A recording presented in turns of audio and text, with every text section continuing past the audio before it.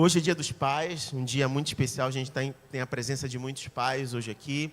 Eu sei que nem todos puderam vir com seus pais ou têm a oportunidade dos seus pais estarem entre nós ou próximo. E eu sei que para alguns essa data ela não é uma data muito feliz, para outros é aguardada com muita expectativa. Eu sei que para algumas pessoas é o primeiro dia dos pais, então a gente cumpre um princípio bíblico que a Bíblia nos ensina a nós nos alegrarmos com os que se alegram, mas também ela não reprime os nossos sentimentos de forma que a gente não possa também chorar com os que choram. Mas eu creio que na manhã de hoje o Senhor vai nos permitir percorrer as Escrituras e aprender a respeito da figura paterna, a figura do pai, tendo Deus como a nossa referência e entendendo biblicamente como isso se estabelece, como isso se constitui. E, basicamente, a construção, a constituição da figura paterna, ela foi estabelecida por Deus ainda em Gênesis, no momento da criação. Aí eu quero ler com você 2 trechos da Bíblia em Gênesis, para que a gente remeta a essa instrução do Senhor e essa constituição do Senhor da figura paterna. Gênesis 1, 26. Gênesis 1, 26. Então o Senhor Deus determinou: façamos o ser humano à nossa imagem, de acordo com a nossa semelhança, dominem eles sobre os peixes do mar, sobre as aves do céu, sobre os grandes animais de todas as feras da terra e sobre todos os pequenos seres viventes que se movem rente ao chão. Deus, portanto, criou os seres humanos à sua imagem, e a imagem de Deus os criou, macho e fêmea os criou. Verso 28, Deus os abençoou e lhes ordenou: sede férteis e multiplicai-vos, povoai e sujeitai toda a terra. Dominai sobre os peixes do mar, sobre as aves do céu e sobre todo animal que rasteja sobre a terra. Então a gente tem aqui o primeiro ponto, a primeira etapa daquilo que Deus estabeleceu, que foi a construção do homem, do ser humano. E ele instituiu macho e fêmea e os dotou com uma capacidade, com um potencial e com uma responsabilidade de serem férteis, de multiplicar sobre a terra, de povoar toda a terra. E isso só era possível devido à ação de correspondência entre o macho e a fêmea, na perspectiva daquilo que Deus criou entre o homem e a mulher. Aí a gente vai para Gênesis 2, 20. Gênesis 2, 20. Aqui Deus, no capítulo 1, criou a raça humana, mas a gente vê algo específico sendo estabelecido aqui no capítulo 2, a partir do verso 20. E desse modo o homem nomeou todos os animais, os rebanhos domésticos, as aves do céu e todas as feras. Entretanto, não se encontrou para o próprio ser humano alguém que ele cooperasse e a ele correspondesse intimamente. Então Deus fez Adão cair em profundo sono, e enquanto este dormia, retirou-lhe parte de um dos lados do corpo e uma costela, e fechou o lugar com carne. Com a costela que havia tirado do homem, o Senhor Deus modelou uma mulher e a conduziu até ele. Então exclamou Adão: esta sim é osso dos meus ossos e carne da minha carne. Ela será chamada mulher, porquanto do homem foi extraída. Por esse motivo é que o homem deixa a guarda de seu pai e sua mãe para se unir à sua mulher, e eles se tornam uma só carne. Então a gente tem aqui a criação da raça humana, o estabelecimento do propósito dessa raça humana como procriação, como fertilidade, como povoamento da terra, mas Deus também estabelece a forma como isso iria acontecer, onde existiria um tempo em que o homem e a mulher precisariam deixar a casa dos pais para constituir a sua própria família, e os dois fazerem parte de uma nova aliança, se tornando uma só carne. E como isso aconteceria? No momento em que a pessoa que fosse separada por Deus para corresponder nesta relação, fosse se tornar uma só pessoa, uma só carne em aliança entre esses dois, homem e mulher, marido e mulher. Hoje em dia a gente vê isso sendo banalizado de uma forma muito triste na sociedade. As pessoas perderam a noção de aliança, perderam a noção de compromisso e de propósito, e hoje, inclusive, muitos jovens têm procurado sair das suas casas, não porque estão cumprindo esse propósito de constituir aliança e de formar uma família, mas muitos jovens têm saído de casa porque entendem ou acham que eles podem levar a sua vida sozinho, por não concordarem com a autoridade dos pais ou não quererem estarem submissos à autoridade dos pais. E, infelizmente, muitas coisas têm acontecido fora do seu tempo e da maneira diferente da qual Deus pensou e Deus planejou para acontecer. Tanto por parte da postura desses jovens que têm sido ansiosos, inconsequentes nessa decisão, como também por algumas circunstâncias ligadas à própria família, os próprios pais, a postura dos pais. Pais e mães que têm sido abusivos, têm sido impacientes e não têm tido sabedoria no trato com a sua família e com a criação dos seus filhos. A gente precisa estar muito atento com relação a isso, porque a sociedade tem trilhado um caminho que tem se deteriorado por conta dessa má gestão e dessas escolhas precipitadas acontecidas dentro do contexto da família. Para os filhos é muito injusto pedir 100% dos pais. Deixa eu dizer para você, pedir 100% da gente é injusto conosco. Quero dizer para você, a gente não é perfeito. Assim como a gente entende que você, como filho, também tem as suas limitações e também enfrenta os seus desafios. Mas se todos nós convergirmos dentro de um propósito como a Bíblia estabelece, nós estaremos trilhando um mesmo caminho em uma mesma direção. Leia comigo Efésios capítulo 6, a partir do verso 1.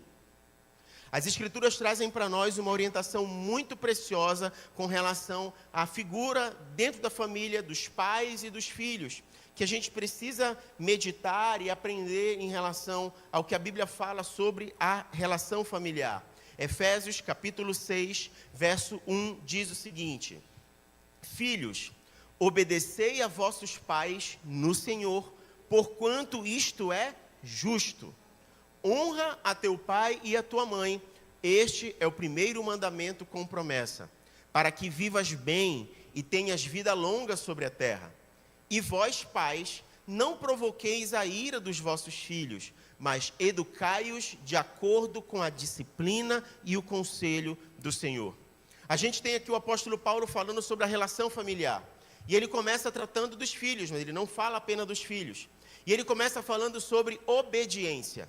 Essa palavra a gente até falou na semana passada, quando nós falamos que Jesus foi um exemplo de obediência, e que obediência não se ensina com teoria, obediência se ensina na prática. Se aprende a obedecer obedecendo. E quando ele fala de obediência, ele estabelece um ponto de atenção. Essa obediência, ela não é uma obediência cega, ela não é uma obediência inconsequente. O texto deixa muito claro que essa obediência, ela é no Senhor. Significa dizer que é uma obediência baseada nos princípios bíblicos, baseada na vontade do Senhor. Aquilo que passa da vontade do Senhor não deve ser levado em consideração, não deve ser obedecido, porque importa agradar ao Senhor do que a homens. Por isso que obedecer aos pais no Senhor é justo, é correto, mas não é qualquer tipo de obediência. Obediência sem princípios, obediência que desagrada ao Senhor, não deve ser levado em consideração.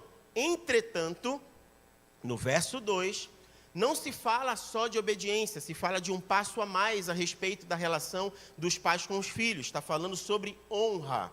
Honra é uma outra perspectiva, porque nesse aspecto aqui não há senão, nesse aspecto aqui não há nenhuma vírgula, não há nenhum parêntese, não há nenhuma observação a respeito de honra.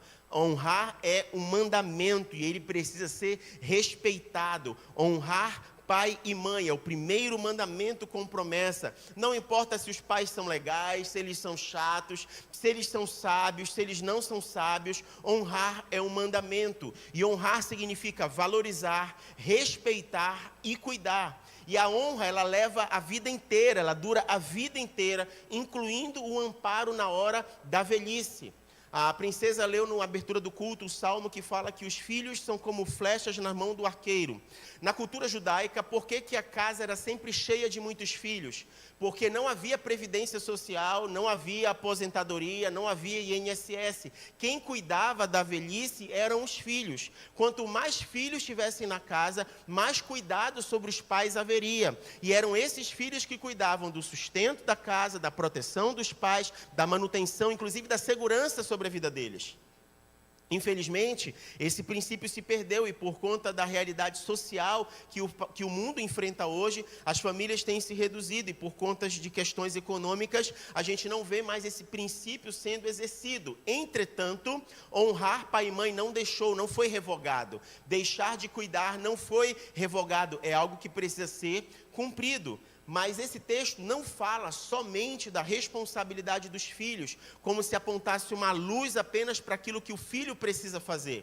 O texto também traz um holofote, uma luz muito grande a respeito da responsabilidade para os pais. E aqui não fala só do pai homem ou da mãe, aqui está falando dos pais no contexto familiar, envolve o pai e a mãe.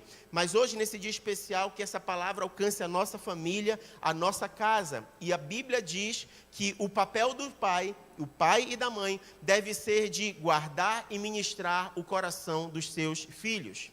Alguns filhos leem esse texto e percebem que, por estar escrito, não irritar, não trazer ira sobre o coração dos filhos, significa dizer que os pais não devem chatear os filhos.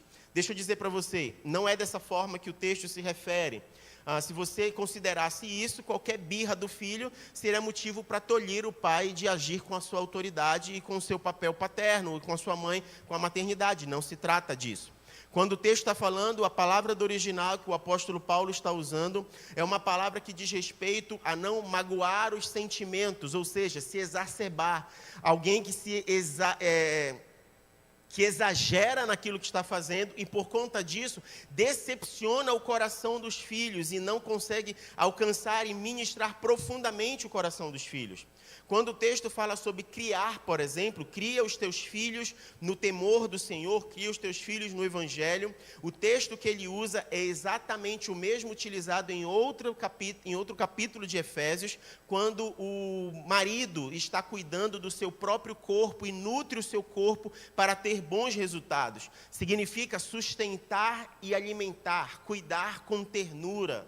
E ele diz ainda mais, não apenas cria os teus filhos, mas educa-os na disciplina e na admoestação. Na disciplina, refere-se a um treinamento completo para a vida. E inclui regras, inclui correções, inclui limites e retidão moral. A demonstração tem a ver com instrução, conselho, advertência. É como se você estivesse preparando a criança para viver a fase adulta. Entretanto, alguns pais têm encarregado aquela cultura desse mundo que diz assim mesmo, estou preparando meu filho para a vida. E às vezes o sentido de preparar o filho para a vida é fazer ele ser malandro, esperto, se dar bem sobre os outros, não levar desaforo para casa. Então ele sabe preparar o filho para a vida segundo esses padrões. Mas a Bíblia está falando sobre preparar a criança para a vida no sentido de ela ser completa como um ser íntegro na presença de Deus. Está falando de caráter. E aí começa a fazer sentido para você o texto de Provérbios, quando diz, ensina a criança no caminho em que ela deve andar, e ainda que ela for mais velha, ela não vai se desviar dele. Não está falando de salvação, está falando de retidão, de caráter, de integridade. Está falando sobre como você molda a vida de alguém com princípios, com regras, com retidão, sendo exemplo. Se você é exemplo, você ministra o coração de alguém. Se você não é exemplo, você ministra também de uma forma errada. E isso pode levar alguém a querer te imitar para o bem, como também pode querer levar alguém a se decepcionar com você por conta do mau exemplo. E o parâmetro aqui nesse texto é sempre no Senhor, do Senhor. Ele é o padrão pedagógico, ele é o padrão de princípios, ele é o exemplo, ele é o modelo a ser seguido, ou seja, o caráter de Cristo é o nosso referencial. Assim como os pais e os filhos precisam cumprir os seus papéis, quando todos cumprem o seu papel, é como se o coração dos pais e dos filhos convergissem para o mesmo lugar e se aproximassem uns dos outros, porque estão conectados no Senhor, que é o autor desta conexão, que é o autor desta união. Olha o que o salmista diz em Salmo 78. Salmo 78. A partir do verso 3, diz o seguinte: o que ouvimos e aprendemos, o que os pais nos contaram, não o ocultaremos aos filhos. Transmitiremos à geração vindoura as gloriosas realizações do Senhor, seu poder e as maravilhas dos seus feitos. Ele estabeleceu uma lei em Jacó, determinou um código de conduta em Israel. Ordenou a nossos pais que o ministrassem aos nossos filhos, para que a geração seguinte aprendesse. E os filhos que haviam de nascer, quando maduros, transmitissem igualmente aos seus filhos, para que depositassem em Deus sua confiança, e não se esquecessem dos feitos de Deus, mas guardassem seus mandamentos, a fim de não se tornarem como seus pais, geração indócil e rebelde, geração de coração inconstante, de espírito infiel a Deus. O que a gente vê o salmista declarando aqui? Um princípio a ser cumprido dentro da casa.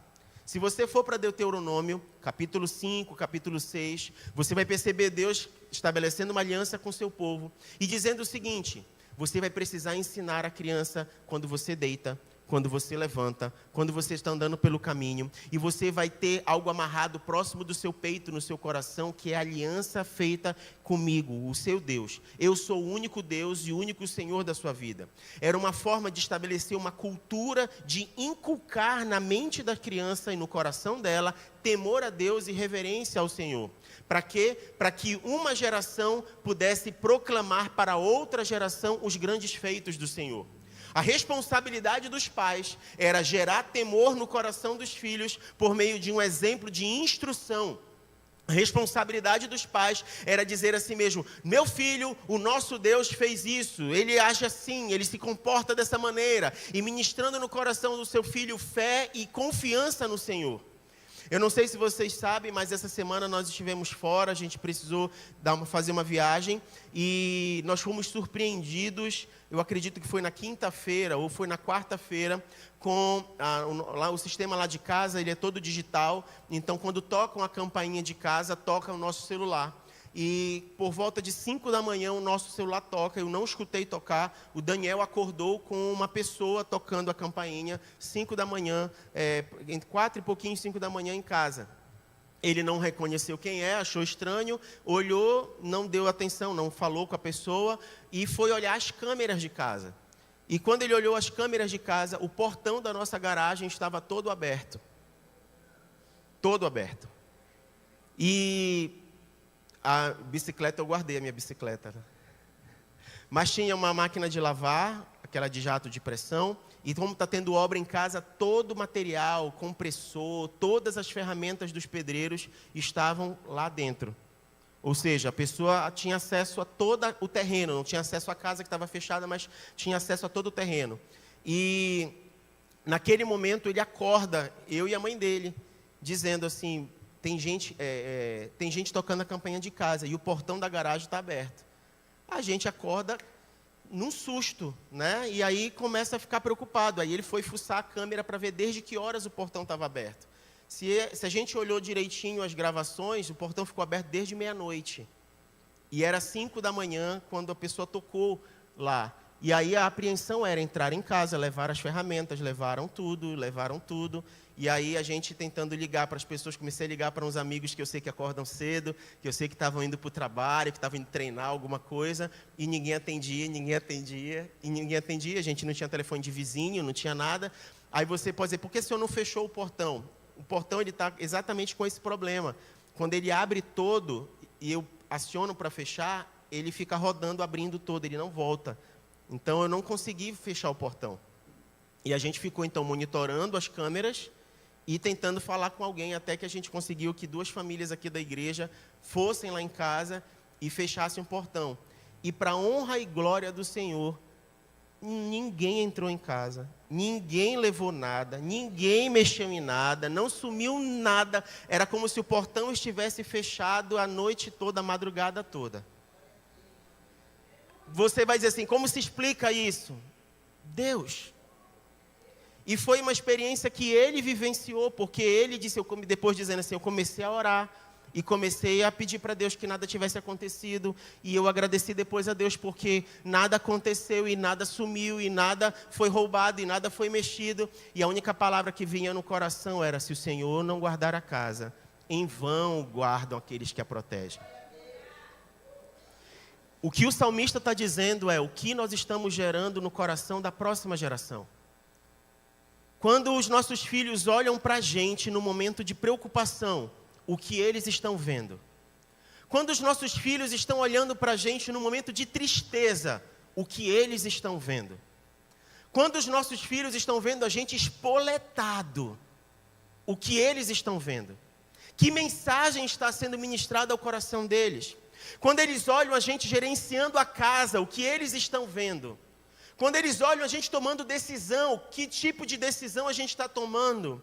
O texto diz exatamente isso, cuidado para que não tenha uma geração indócil, uma geração rebelde, uma geração inconstante, uma geração com um espírito infiel a Deus. E como isso pode ser evitado, preservado, se dentro da nossa casa, se a nossa família, uma geração proclamar a outra geração os grandes feitos do Senhor, se uma geração ministrar o coração da próxima geração sobre quem Deus é, o seu poder e aquilo que Ele faz ainda hoje. Qual foi o último testemunho que a gente pôde declarar dentro da nossa casa e celebrar? Qual foi o último momento que a gente pôde orar juntos e dizer, Deus nos sustentou, Ele nos guardou, Ele nos livrou, Ele nos preservou? Qual foi a última vez? Qual foi a última vez que o seu filho viu sair da sua boca você glorificando a Deus em vez de resmungar? Qual foi a última vez? Que ele abriu a porta do quarto, em vez de te ver com controle na mão, ele te viu de joelhos dobrados orando ao Senhor. Qual foi a última vez que, em vez de ele te pegar no computador, vendo um monte de coisa, ele te viu lendo a Bíblia e orando junto e chamando ele para estar junto? Qual foi a última vez? Uma geração proclama a outra geração os grandes feitos do Senhor, para que a gente não colha o fruto de uma geração rebelde, indócil, que não teme ao Senhor. É muito importante nós, como pais, entendermos a nossa postura para os dias de hoje. E a gente tem se debatido porque um quer sair de casa, ou porque o outro não tem paciência, ou por conta disso, daquilo. Tem coisa muito mais séria acontecendo como consequência de uma geração para outra. Sabe? A importância dessa consciência dentro da família e dentro de casa é tão grande, que quando eu olho para as Escrituras, eu consigo ser ministrado profundamente pela vida de 2 homens. A gente pode ser ministrado pela vida de muitos outros, mas falando desse contexto de paz, para hoje eu queria compartilhar com você a postura e o significado de 2 homens sobre a vida da sua família e dos seus filhos. Você já deve ter escutado falar de Zacarias e já deve ter escutado falar de José. Zacarias, pai de João Batista, José, pai de Jesus. Zacarias e a sua esposa Isabel eram idosos, mas eles eram justos e eles não tinham filhos. Sabe o que aconteceu? Um anjo anunciou o nascimento de João quando Zacarias estava servindo no templo. Ele teve uma experiência profunda. Lucas capítulo 1, a partir do verso 5, você vai ler essa história. E ele experimentou um anúncio. O anjo Gabriel apareceu para Zacarias no altar do incenso e anunciou que Isabel daria à luz a João Batista, o chamado João Batista. Só que Zacarias duvidou dessa mensagem porque ele era velho, a sua esposa também era velha, eles eram avançados de idade, e por conta disso ele ficou mudo durante todo o processo de gestação da criança até o seu nascimento. Quando a criança nasceu, o menino recebeu o nome de João. A família queria que ele fosse chamado Zacarias, em homenagem ao pai. Foi nesse momento que ele voltou a falar e ele disse que o nome dele seria João. E aí, por conta disso, do seu coração exultante de gratidão a Deus, Zacarias emite um cântico de adoração ao Senhor. Benedictus, o nome desse cântico, e eu quero ler com você Lucas capítulo 1, verso 67. Lucas 1, 67. Vamos ler o cântico de Zacarias, Benedictus. Então, seu pai Zacarias foi cheio do Espírito Santo e profetizou: Bendito seja o Senhor Deus de Israel, pois que me visitou e redimiu o seu povo. Ele concedeu poderosa salvação na casa de Davi, seu servo, assim como prometera por meio dos seus santos profetas desde a antiguidade, salvando-nos dos nossos inimigos e das mãos de todos os que nos odeiam, para demonstrar sua misericórdia aos nossos antepassados e recordar sua santa aliança. O juramento que prestou ao nosso pai Abraão, que nos resgataria das mãos de todos os nossos inimigos, a fim de os servirmos livres de medo, em santidade e justiça, na sua presença durante todos os nossos dias. Tu, menino, serás chamado profeta do Altíssimo. Assim, marcharás à frente do Senhor, para lhe preparar o caminho, para proclamar ao seu povo o conhecimento da salvação, mediante o perdão dos seus pecados.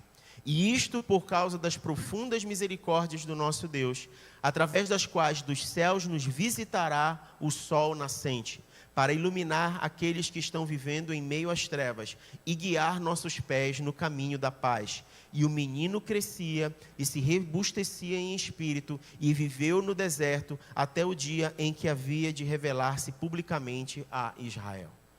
A gente tem aqui a gratidão do coração de um pai diante da fidelidade de Deus. Ele simplesmente experimentou um milagre, ter um filho na velhice. E não apenas isso, ter sido presenteado com um filho. Ele também entendia que a vida do filho dele seria o cumprimento de uma promessa que havia sido anunciada aos antepassados e que se cumpriria na vida deles e através daquela casa e daquela família. Isso não era pouca coisa. Esperar a redenção de Israel por conta da opressão que o povo vivia era muita coisa. E ele ser privilegiado, a casa dele ser privilegiada por receber aquele que prepararia o caminho para o Messias, isso não representava pouca coisa. Deus escolheu uma família para que isso acontecesse. E sabe o que é tremendo? É que houve louvor no coração desta família em gratidão à fidelidade de Deus. E não só isso, o menino crescia sendo ministrado pelos pais para o cumprimento da promessa. Significa dizer que quando João Batista olhava para Zacarias, olhava para Isabel, ele via o coração dos pais como os pais agindo como um cumprimento profético sobre a sua vida. E aí quando o Zacarias olha para o menino e diz assim: tu serás chamado profeta do Altíssimo, pois marcharás à frente do Senhor para preparar o caminho. Então eu fico imaginando o menino crescendo, e à medida que ele crescia: meu filho, você é resposta de Deus. Meu filho, você vai cumprir uma promessa. Meu filho, você vai ser alguém que vai preparar o caminho para o Messias. Você foi escolhido desde o ventre da sua mãe. Você não é qualquer coisa. Você não é qualquer menino. Você é uma promessa de Deus na nossa vida. Você é bênção na nossa casa. Você já imaginou isso? Os pais olhando para o menino e ministrando o coração dele a respeito disso o tempo todo? Não deu outra. Grande profeta, João Batista, aquele que preparou o caminho para o Messias, cumprimento da promessa de Deus. Mas não foi só Zacarias que teve essa postura. Ministra muito o meu coração José, o carpinteiro, que na nossa tradução para o português foi chamado de carpinteiro por conta do latim, mas que na verdade é como se fosse um construtor. Carpinteiro, na tradução, ele era um fazedor de coisas, ele era um construtor. E quando Deus escolhe José e Maria, ele sabia que podia contar com o coração desse homem e dessa mulher. Maria, aproximadamente 15, 16 anos, jovem que já havia aceitado o convite de José para ser sua esposa. E olha como era interessante naquela época. Eles aceitavam o compromisso, mas havia um ano de separação entre o cumprimento ou a consumação do casamento efetivamente, porque havia um momento de preparação. O que eles estavam experimentando era exatamente isso. Eles já haviam assumido compromisso entre si e com as suas famílias de que eles casariam. E José estava esperando esse tempo de 1 ano se cumprir para que ele voltasse para consumar o ato e o momento com Maria e eles se tornassem em si uma só carne, uma família. E é nesse momento que um anjo aparece para ele dizendo assim: minha tua esposa está grávida. Imagina isso. Imagina naquela época saber que a tua esposa, que tem compromisso contigo, e que tu não conheceu ela ainda, e esse conhecer na tradução do original é ter as relações de intimidade, e ela está grávida. E aí dizer para ela que o que está dentro dela veio do Espírito de Deus. Imagina essa notícia para os nossos dias. Se a gente fosse trazer para a nossa realidade aqui contemporânea e para a nossa regionalidade, é a história do boto. É a história do boto. O boto visitou. Você ri, né? É porque a notícia não chegou na tua casa. Tá dando para entender como isso é sério? E aí o que Deus encontrou no coração de José? Temor. Temor a quem? A Deus. Por isso que o anjo chegou e disse assim: não temas. Não tenha medo em receber Maria como tua esposa. Porque o que tem no ventre dela não foi o boto. O que tem no ventre dela não foi que ela pulou a cerca, não foi que ela te traiu. O que tem no ventre dela é um presente de Deus para a vida dela e para a vida de vocês. José enfrentou o falatório das pessoas. José enfrentou o olhar torto das pessoas, as críticas. José enfrentou toda a pressão que ele poderia enfrentar. As pessoas sabiam que eles não tinham se tornado um ainda. E ela já estava grávida. José enfrentou tudo isso simplesmente porque aceitou a palavra de Deus no seu coração. E isso não foi pouca coisa. Porque ele precisou ministrar um coração de um filho que não era seu. Você já parou para pensar nisso? José precisou educar Jesus para que Jesus carregasse temor a Deus no seu coração. Mas ele não era Deus, ele era uma criança, ele precisou aprender a falar. Ele precisou aprender os costumes da época, ele precisou aprender a ir para o templo, ele precisou aprender a temer a Deus. E quem foi responsável em ministrar isso no coração de Jesus? Os seus pais. Imagina José, pai adotivo. José, pai adotivo, esse menino não é meu. Mas eu recebi a responsabilidade de ministrar o coração dele. Não só de aceitar ele como meu filho, não só de educá-lo e de cuidar e de criá-lo como deve ser criado, mas também de cuidar e protegê-lo até o momento em que irá se cumprir a promessa de Deus na vida dele. Ministrando e preparando o coração dele para viver essa realidade. E José experimentou pelo menos 3 experiências sobrenaturais com os anjos. A primeira foi essa. Um anjo aparecendo e dizendo para ele: não temas em receber Maria, tua esposa. Mas se só essa emoção bastasse, ele ainda foi surpreendido por mais uma emoção. Estão querendo matar teu filho. E ele podia dizer: mas o filho não é meu. Mas não, Deus sabia que podia contar com aquele coração. Ele simplesmente pega a sua família e foge para o Egito para se proteger contra as ameaças de Herodes. E depois ele experimenta uma terceira experiência profunda e sobrenatural. O anjo aparece e diz: já está tudo certo, ele está morto, pode voltar. E aí eles voltam para Israel novamente. 3 experiências sobrenaturais. Ouvindo o mensageiro do Senhor para o cumprimento da vontade de Deus para a sua vida e para a sua família. Sabe qual foi o resultado disso sobre a vida do menino Jesus? Porque a gente está acostumado a ver Jesus, a criança que nasceu na manjedoura, e o Cristo crucificado. Mas a gente esquece de perceber que ele teve fome, que ele cresceu, que alguém precisou limpar a bunda dele, porque ele fez caquinha. Alguém esquece, ele cresceu, ele precisou brincar com as outras crianças, ele se desenvolveu. A gente não pode esquecer disso, ele era homem, ele era humano, ele precisou experimentar isso. Abre comigo Lucas 2,40. Lucas 2,40. E o menino crescia e se fortalecia, tornando-se pleno em sabedoria, e a graça de Deus permanecia sobre ele. Todos os anos, os seus pais viajavam até Jerusalém para celebrar a festa da Páscoa. Assim sendo, no ano que ele completou 12 anos de idade, eles subiram à festa de acordo com a tradição. Encerradas as comemorações, voltando seus pais para casa, o menino Jesus ficou em Jerusalém sem que eles notassem. Imaginando que ele estivesse entre muitos companheiros de viagem, caminharam por um dia inteiro. Então começaram a buscá-lo entre os seus parentes e conhecidos. Como não conseguiam encontrá-lo, retornaram a Jerusalém para procurá-lo. Após 3 dias, o acharam no templo, sentado na companhia dos mestres, ouvindo-os e propondo-lhes questões. Todos os que ouviam ficavam maravilhados com a sua capacidade intelectual e com a maneira como comunicava suas conclusões. Assim que seus pais o avistaram, ficaram perplexos. Então sua mãe o inquiriu: filho, por que agistes assim conosco? Teu pai e eu nos angustiamos muito à tua procura. E ele então lhes perguntou: por que me procuráveis? Como não sabias que era meu dever tratar de assuntos concernentes a meu pai? Mas eles não compreenderam bem o que ele explicara. Contudo, ele seguiu com eles para Nazaré, pois ele era obediente. Sua mãe, entretanto, meditava silenciosamente em seu coração sobre todos esses acontecimentos. E Jesus se desenvolvia em sabedoria, estatura e graça na presença de Deus e de todas as pessoas. Ele era obediente à sua mãe. Ele era obediente. E olha como é interessante. Por que vocês me procuraram em outro lugar?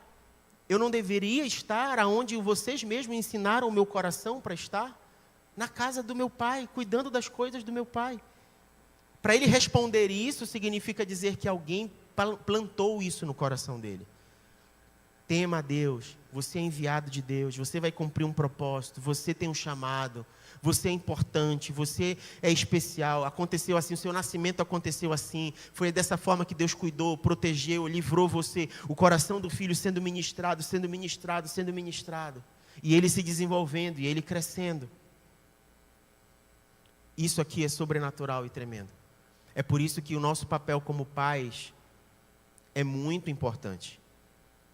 É por isso que a gente precisa compreender que o presente de poder frutificar com um filho não é para que a gente crie algo para nós mesmos e a nossa satisfação, mas é sobre o cumprimento de uma vontade de Deus a ser realizada na vida deles, para que eles possam ser expressão da vontade e do cuidado do Senhor. E você pode imaginar assim, mas será que não foi ruim para Jesus, sabendo que José não era pai, e Maria concebeu, mas ele era da parte de Deus, era como se ele fosse Deus, como é que isso?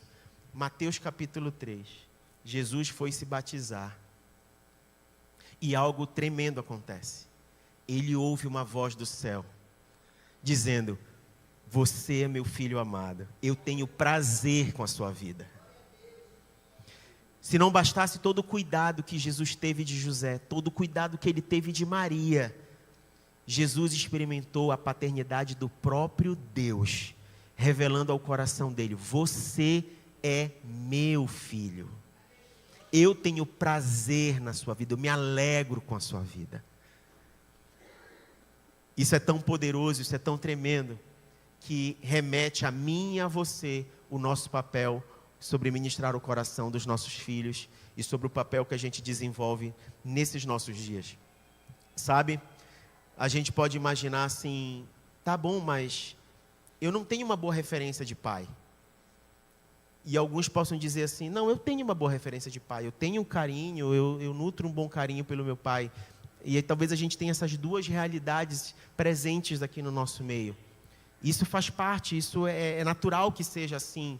Ninguém é perfeito e ninguém vai acertar. Não tem um curso de como ser pai. Não tem um curso de como ser filho. É por isso que filho dá muita cabeçada e pai também dá muita cabeçada. É normal. Mas nós precisamos entender que o Senhor nos permite experimentar algo reconciliador. É quando os nossos corações eles se inclinam uns aos outros para que a gente viva a vontade de Deus para a nossa vida. É quando a gente olha para José e olha para Zacarias e percebe como a figura paterna fez toda a diferença para o cumprimento da vontade de Deus sobre a vida de João Batista e sobre a vida de Jesus. Se hoje nós estamos aqui, é porque esses pais foram obedientes e tementes a Deus. E porque por essa obediência os seus filhos foram o cumprimento de uma promessa que fez com que essa mensagem chegasse até os dias de hoje para o meu coração e para o seu coração. E por mais que a gente possa achar, poxa, mas Deus é espírito, Ele está lá no céu, está longe, e eu estou aqui, a realidade do meu dia é outra, é diferente, como é que eu faço isso? E às vezes a gente cria aquela ideia de Deus como aquele senhor barbudo, com um cetro, sentado num trono, e a gente aprendeu de criança que quando tinha um trovão era a voz de Deus, né? E a gente aprende muito isso e cria criando essa imagem desse Deus brabo, né? Severo, e de fato ele é severo não porque ele é brabo, ele é severo porque ele é íntegro, ele é santo, é diferente. Mas uma vez os discípulos viraram para Jesus e disseram assim: Jesus, mostra-nos o Pai. E Jesus disse a si mesmo: olha, quem vê o Filho, vê o Pai. E se você quer nessa manhã experimentar a identidade de uma paternidade saudável em Deus, eu quero convidar você a olhar para Deus por intermédio de Jesus. Porque mesmo Deus sendo o seu Pai, numa outra ocasião os discípulos pediram para aprender a orar a Deus. E aí Jesus começa o ensinamento dizendo assim: olha, Pai Nosso. Ele não guardou Deus como um pai para si. Ele revelou a paternidade de Deus para todos aqueles que são filhos de Deus, para todos aqueles que aceitam a mensagem do Evangelho. Deus não é pai só de Jesus. Deus é pai meu e pai seu, se nós de fato rendermos as nossas vidas ao senhorio do Senhor Jesus. Se isso acontecer, a gente experimenta aquilo que Jesus experimentou. Nós somos adotados por Deus. E um pai que nos ama de uma maneira incondicional. E ele não precisou que nós o amássemos primeiro, para que ele mesmo se entregasse por amor a cada um de nós. E é sobre